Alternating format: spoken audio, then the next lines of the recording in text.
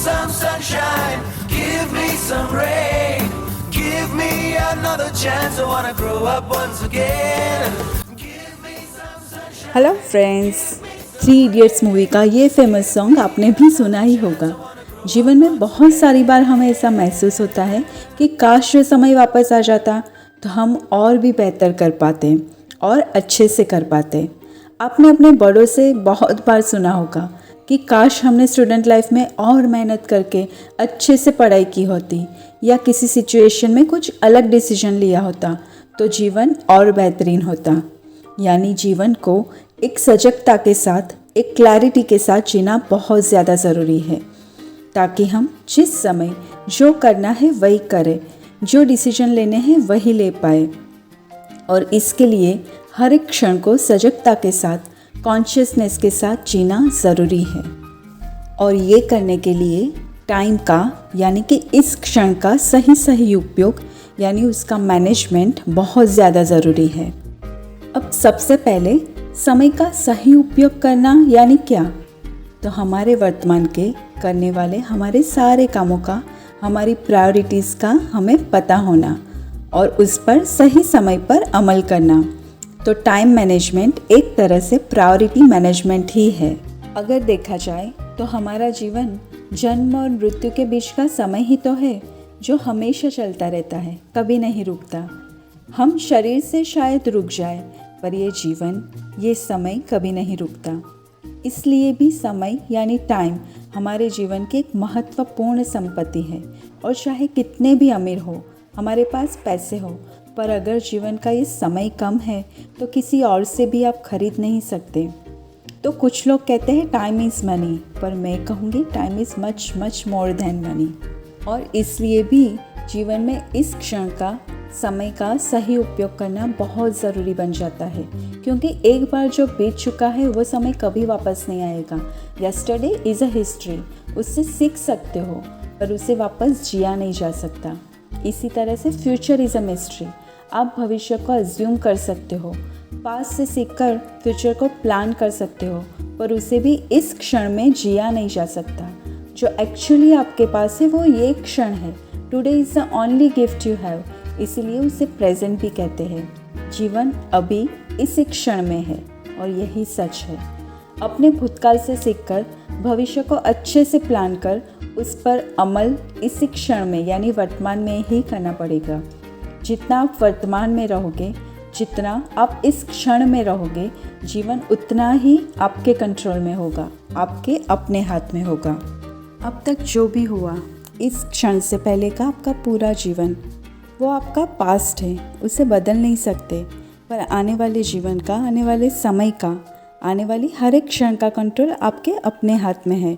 उसे अपने हाथ में लेने के लिए, इस क्षण में जीने के लिए, उसे और बेहतर बनाने के लिए, जीवन को एक बेस्ट अटेंशन के साथ, कॉन्शियसनेस के साथ कैसे जिया जाए, ये सीखना ही है time management.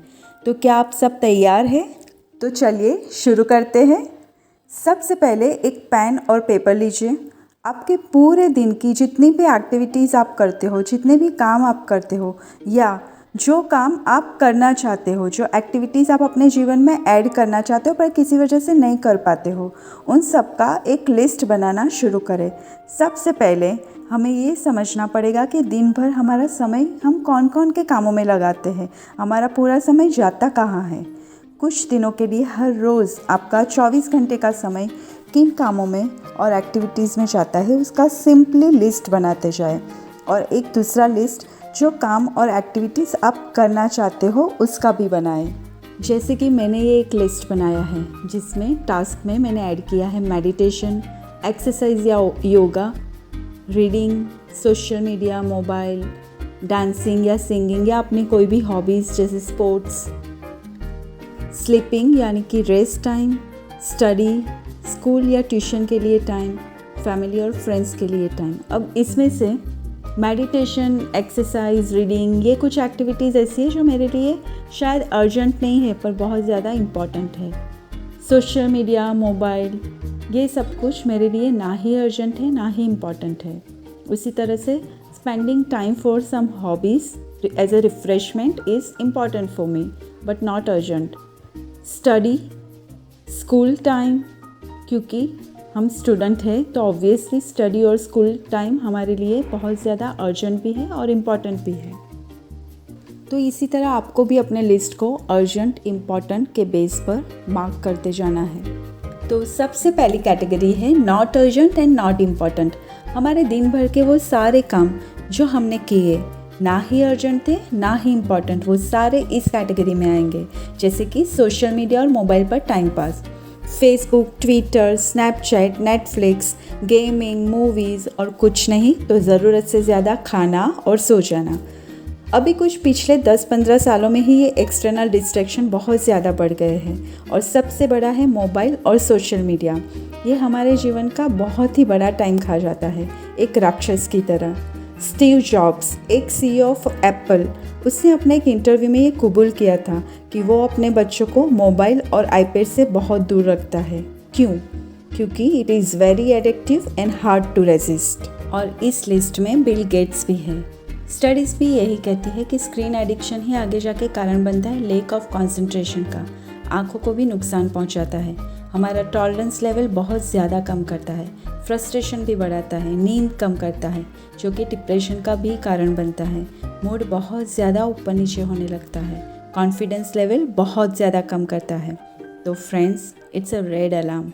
Be very very conscious about your screen timing. इसका सही उपयोग आपके लिए आशीर्वाद बन सकता है, पर गलत उपयोग आपके लिए अभिशाप भी बन सकता है। तो ये सारी चीज़ें जो कि आपका सिर्फ और सिर्फ समय बर्बाद करती है, आपके अंदर आपकी पर्सनालिटी में कुछ भी और ऐड नहीं करती, ये सब इस कैटेगरी में आएगी जो ना ही अर्जेंट है और ना ही इम्पॉर्टेंट है। जितना हो सके try to postpone this kind of activities, do it later. हो सके तो डिलीट इट कम्प्लीटली। दिन भर के 24 घंटों में से 5 to 10% तक ठीक है, पर अगर आपका समय ज़्यादा जा रहा है मतलब आपको यहाँ पे करेक्शंस करने हैं और जितना जल्दी हो सके उतना इसको कम करते जाना है। अब हम आगे बढ़ते हैं हमारी दूसरी कैटेगरी की तरफ, अर्जेंट बट नॉट इम्पॉर्टेंट। दिन भर हम ऐसे बहुत सारी चीज़ें करते हैं जो हमारे लिए इम्पॉर्टेंट नहीं है पर इट माइट बी अर्जेंट। उस समय हमें ऐसा लगता है कि it is very urgent. For example, किसी फ्रेंड का कॉल आ जाना, कोई और अपना इम्पॉर्टेंट काम हमें थमा देता है, होम क्लीनिंग या रिपेयरिंग, ये सारे अनप्लान्ड टास्क है जो हमारे लिए इम्पॉर्टेंट नहीं है और हमारा ध्यान इम्पॉर्टेंट काम पर से हटाते भी है, हमें डिस्ट्रैक्ट भी करते हैं। दिन भर में थोड़ा सोशलाइजेशन भी ज़रूरी है, वो एक अच्छा ब्रेक देता है, पर अगर ऐसे काम कुछ 15% से ज़्यादा हमारा टाइम ले लेता है तो हमें इसको धीरे धीरे कम करते जाना है। इसके लिए सबसे पहले लर्न टू से नो पोलाइटली, क्योंकि जैसे जैसे आप अपने इम्पॉर्टेंट टास्क अच्छे से करते जाओगे सब अपने आप ही समझते जाएंगे कि आप बेहतर कामों में बिजी है। वो धीरे धीरे आपका समय बर्बाद हो ऐसे नॉट इम्पॉर्टेंट कामों के लिए आपको डिस्ट्रैक्ट भी नहीं करेंगे। तो हमारे इम्पॉर्टेंट ऑब्जेक्टिव्स को लेकर सबसे पहले हमें ही बहुत ही ज़्यादा क्लियर रहना होगा और ये देखकर बाकी सब अपनी बाउंड्रीज अपने आप ही समझ जाएंगे और हमारे समय का, हमारे काम का भी रिस्पेक्ट करते जाएंगे, जिससे कि आपके इम्पॉर्टेंट टास्क में इंटरप्शन कम हो और आप अच्छे से उन पर कॉन्सेंट्रेट भी कर पाओगे। अब इसके बावजूद भी अगर कुछ लोग अपने नॉट इम्पॉर्टेंट कामों को लेकर आपको अप्रोच करें तो इन कामों को आप किसी और को भी डेलीगेट कर सकते हो या उसे उसी समय ना करते हुए उसको रिस्केड्यूल भी कर सकते हो जब आप अवेलेबल हो। पर हाँ, रिलेशनशिप मैनेजमेंट भी उतना ही ज़रूरी है, तो इस कैटेगरी के लिए कुछ समय ज़रूर दे, कॉज फ्रेंड्स एंड फैमिली और सोशलाइजेशन भी उतना ही ज़रूरी है। तो आगे बढ़ते हैं हमारी तीसरी कैटेगरी की तरफ, not urgent but very important. ऐसी बहुत सारी चीज़ें जो हम दिन भर करते हैं जो हमारे फिजिकल, मेंटल, सोशल, फाइनेंशियल या स्पिरिचुअल ग्रोथ के लिए बहुत ज़्यादा ज़रूरी है, वो सारी इस कैटेगरी में आएगी। ये सारी वो एक्टिविटीज़ है जो हमें सही मायने में बहुत ज़्यादा मदद करती है हमारे पर्सनल या प्रोफेशनल ग्रोथ के लिए, उसके रिलेटेड गोल्स को अचीव करने के लिए और हमारे इम्पॉर्टेंट टास्क को कंप्लीट करने के लिए। कुछ एग्जांपल्स है जैसे एक्सरसाइज करना, रोज़ रोज़ स्टडी, जो भी पढ़ा है उसको पढ़ लेना, नया नया learnings, reading, meditation, spending time with a group of people with high positive energy, जल्दी उठना, ये सारे इम्पॉर्टेंट है हमारी लाइफ को ऊपर उठाने के लिए, बेहतर से और बेहतरीन बनाने के लिए। शायद अर्जेंट नहीं है पर बहुत ज़्यादा इम्पॉर्टेंट है। अगर इस कैटेगरी की एक्टिविटीज़ को सही सही समय दिया जाए तो हमारी लाइफ का कंट्रोल ज़्यादातर हमारे ही हाथ में रहेगा। इनको इग्नोर करने से हो सकता है कि ये चीज़ें नियर फ्यूचर में करना हमारे लिए बहुत ज़्यादा अर्जेंट हो जाए। फॉर एग्ज़ाम्पल, अगर हम रोज़ एक्सरसाइज करेंगे या मेडिटेशन करेंगे तो हमारे शरीर और मन की अच्छी हेल्थ बनी रहेगी, पूरा दिन काम करने की अच्छी स्फूर्ति और शक्ति मिलेगी। अगर हम ये नहीं करते, इसको टालते जाते हैं, आज नहीं कल करेंगे, आज लेट उठे और भी तो इम्पॉर्टेंट काम पड़े हैं, समय कम है, तो इसका नतीजा ये भी हो सकता है कि आगे जाकर हमारे शरीर में शक्ति ही ना बचे या हम थोड़ा लो फील करें, हमारी हेल्थ ही ठीक ना रहे, बार बार बीमार पड़े।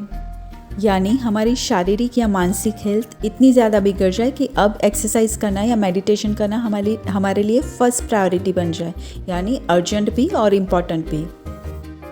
तो इससे बेटर कि हम अभी जाग जाएं। जो भी चीज़ें बहुत ज़्यादा ज़रूरी है हमारे शरीर मन की तंदुरुस्ती के लिए, जो हमें फिज़िकली, मेंटली, फाइनेंशियली और सोशली ऊपर उठाते जाती है, हमारी पर्सनालिटी को और पॉजिटिव ऊर्जा से भर देती है, उसके लिए दिन में ज़्यादा से ज़्यादा समय दें। 24 घंटे में से आधे से भी ज़्यादा समय इस कैटेगरी को ज़रूर देना चाहिए, जिससे हमारे सारे करंट टास्क एक बैलेंस वे में ऑन टाइम होते जाएंगे और वो अर्जेंट ना बनकर हमारे जीवन को भी शांतिपूर्ण अच्छी ऊर्जा से भर देंगे। अब हमारी fourth category and last category, urgent and important. वो सारे काम, वो सारी एक्टिविटीज़ जो हम दिन भर करते हैं, वो अब करने के अलावा हमारे पास और कोई ऑप्शन बाकी नहीं बचता, यानी बहुत ज़्यादा अर्जेंट है, बहुत ज़्यादा प्रायोरिटी टास्क है, वो सारे इस कैटेगरी में आएंगे। फॉर एग्ज़ाम्पल, एग्ज़ाम है तो अच्छे से स्टडी करना ही पड़ेगा, डेडलाइन है तो असाइनमेंट कंप्लीट करना ही पड़ेगा। अगर सीवियर कोई हेल्थ इश्यूज़ आ गए हैं तो कंसल्टेशन करके अच्छे से एक्सरसाइज, योगा, मेडिटेशन करके उसे करना ही पड़ेगा regularly. Need to do it right now and without fail. इसीलिए not urgent but important category के सारे टास्क को कभी ना टालें, उसे अच्छे से प्लान आउट कर एग्जीक्यूट करना रेगुलरली बहुत ज़्यादा इम्पॉर्टेंट है, ताकि वो सारी एक्टिविटीज़, वो सारे ऑब्जेक्टिव्स अर्जेंट ना बन जाए। फिर भी कई बार कुछ इम्पॉर्टेंट चीज़ें ऐसी भी होती है जो सडनली आ जाती है, जिनको अर्जेंटली अटेंशन देना पड़ता है, जो हमने प्रेडिक्ट ना किया हो, जैसे कि नेचुरल डिज़ास्टर्स या अचानक से कोई टेस्ट या असाइनमेंट आ जाना, प्रोजेक्ट जो शॉर्ट टाइम डेडलाइन में हमें कंप्लीट करना है और सबमिट भी करना है। तो ये सारे unplanned, unexpected, uncertain, urgent but very important task के लिए भी थोड़ा समय रिजर्व रखना बहुत ज़्यादा ज़रूरी है। दिन के 24 घंटे में से करीबन 20 to 25% जितना समय इस कैटेगरी के लिए ज़रूर रखें। अब तक हमने हमारे दिन भर के जितने भी काम हम करते हैं या जो हम करना चाहते हैं, उन सारी एक्टिविटीज़ को लिस्ट डाउन किया और उनको 4 कैटेगरी में डिवाइड किया।